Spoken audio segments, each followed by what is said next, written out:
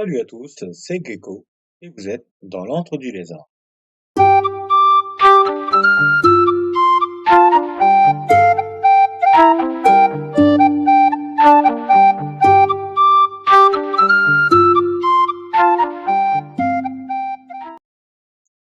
Alors, vous en avez parlé, je vais développer au fur et à mesure de mes vidéos toutes les extensions qui existent sur l'univers de HeroQuest. Là, aujourd'hui, nous allons aborder ensemble la dernière édition qui est sortie, savoir la Horde des Ogres. Donc, nous allons faire un unboxing ensemble et nous allons voir de suite ce que nous retrouvons. Alors, bien sûr, cette vidéo va être redondante dans le sens où beaucoup de vidéos sont déjà sorties sur ce sujet, mais l'avantage c'est que je vais vous donner mon point de vue et vous dire ce que j'en pense en tant que joueur et aussi en tant que maître du jeu.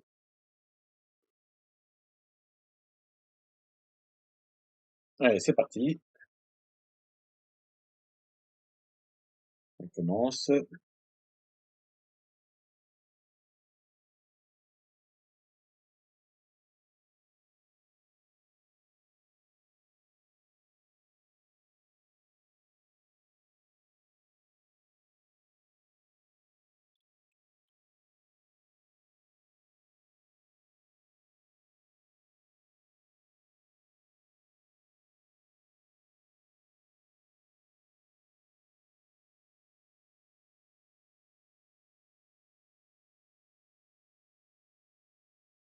Là, une grosse boîte, ce que j'appelle une vraie extension, comparée à la forteresse de Kellar. Non, là, on a déjà du mal à ouvrir ça. Ici, nous avons deux nouvelles tuiles. Je les voyais plus petites, hein, donc de, du retour que j'ai eu sur des vidéos sur Internet, que ce soit en français ou en anglais. Alors, je sais pas à quoi ça correspond ça, mais on retrouve le bouclier qu'on retrouve sur le dé, de la même manière le bouclier qu'on retrouve, enfin, on retrouve les mêmes images qu'on a sur les dés, donc je sais pas ce que c'est. On va voir ensemble. Le flyer, comme on a l'habitude, donc pour l'application HeroQuest Compagnon.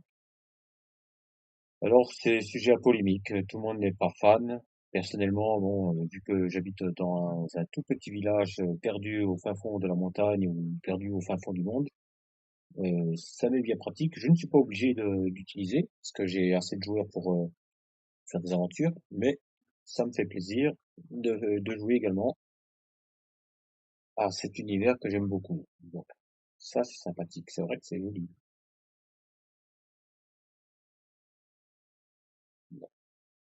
Voilà. Notre huile, elles sont plus fines, j'ai l'impression, que la première. Ouais, c'est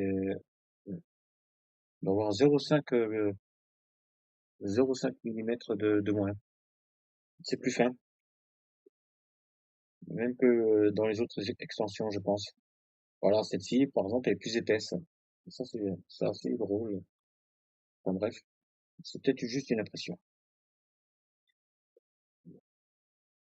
Alors ça, j'aime beaucoup parce que moi, je vais le réutiliser pour faire des décors. Donc, notre livre des quêtes qui est protégé, ce qui n'était pas le cas dans la dernière boîte d'extension que j'ai utilisée.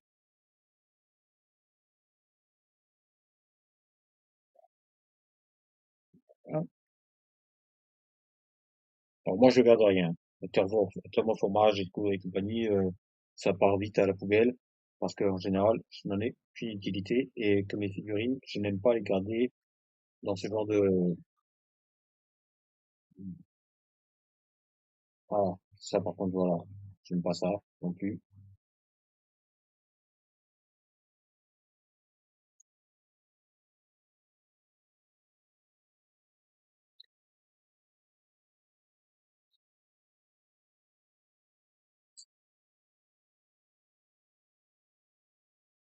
On découvre les cartes, sort de druides, donc il y en a trois bien sûr, comme à chaque fois.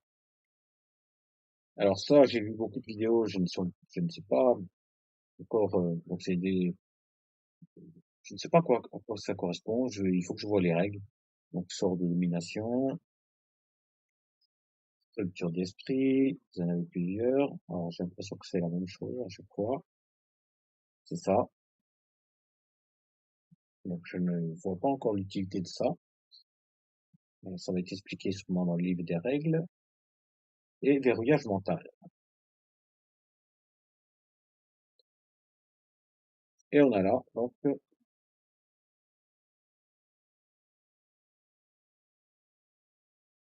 une nouvelle carte de monstre. Donc, il y en a pas mal. Guerrier ogre, commandant ogre, champion ogre, seigneur ogre, archer orc. Ça, c'est une nouveauté. Par contre, je pense que ça va faire très très mal. Parce que des orques qui attaquent à distance avec 3 dés d'attaque et avec 8 en déplacement, euh, je pense que ça va être vraiment un problème. Comme les archers gobelins. Donc, 2 dés d'attaque à distance, voilà. Archer squelette pareil. Ça va changer la donne au niveau de la stratégie du joueur qui fait Zargon. Et voilà, donc les nouveaux personnages, donc druide, donc le masculin, féminin, le mercenaire ogre, qui est accessible, pour 150 pièces d'or, donc c'est pas cher payé, pour 8 de déplacement, 4 dés d'attaque, 4 dés de défense, 4 points de vie. Franchement, c'est cadeau, hein. Ça, moi je le mets à toutes mes aventures, hein. On a le loup, donc un partenaire pour les équipes qui sont où il n'y a pas 4 héros. Bon, en général, je vois pas trop l'intérêt parce qu'en général, la plupart du temps, quand on fait des parties, vous avez un des héros qui va jouer 2 personnages pour faire en sorte qu'il y ait 4 héros sur le plateau de jeu. Mais bon, pourquoi pas.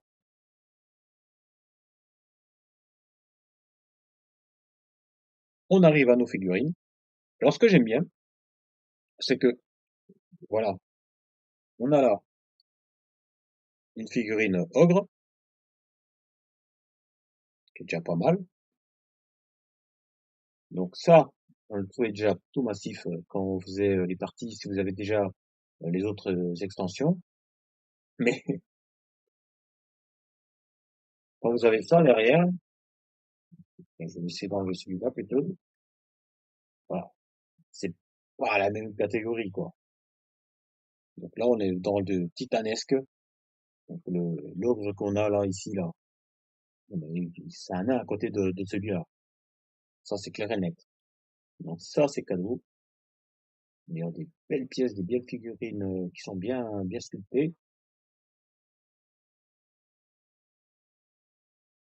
Alors, comme dans les boîtes de toutes les extensions, vous avez la surprise d'avoir un dessous de boîte en dessous de la première. Et c'est là qu'on va voir donc notre personnage principal avec quelques autres figurines et des éléments de décor. Les personnages. Cette partie-là, je ne sais pas à quoi elle sert. Est-ce que initialement j'avais prévu d'y mettre des dés ou pas? Apparemment, dans les vidéos que j'ai vues, c'était pareil, c'était vide. Et moi, je vois que je suis vide aussi. Il y a quelque chose qui est excellent dans ces doubles portes, c'est ça. Ça, c'est super sympathique, super pratique.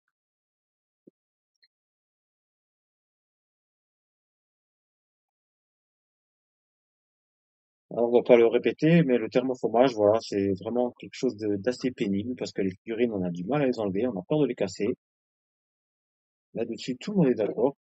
Et pourtant, chez Hasbro, on continue à faire ce type de format. Bon,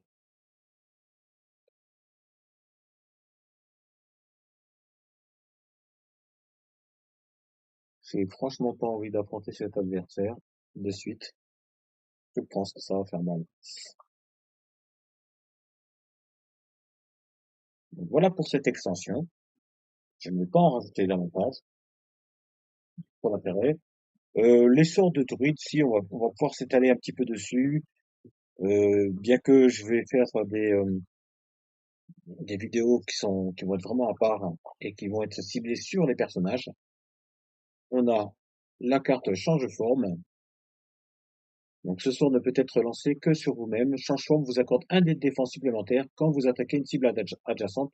Lancez un dé d'attaque supplémentaire. En gros, voilà, vous avez un dé de défense. Le sort se dissipe lorsque vous subissez des dégâts. Le sort se restaure si vous regagnez tous vos points de vie perdus. Bon, ça, c'est une nouveauté, parce que d'habitude, les sorts, une fois qu'on les a lancés, ils sont perdus. Là, vous avez la possibilité de le récupérer. Fait. Ce sort invoque un lutin des bois qui effectue l'une des actions suivantes avant de disparaître. Faire regagner 2 points de vie à un héros ou révèle tous les pièges et portes secrètes dans un endroit que vous pouvez voir. Bon, je pense que tout le monde va partir sur les 2 points de vie, hein. Surtout avec le change-forme, comme ça, on est gagnant. Et force vitale, ce sort peut être lancé sur n'importe quel héros, y compris vous-même. La cible regagne immédiatement jusqu'à 4 points de vie perdus sans dépasser son total.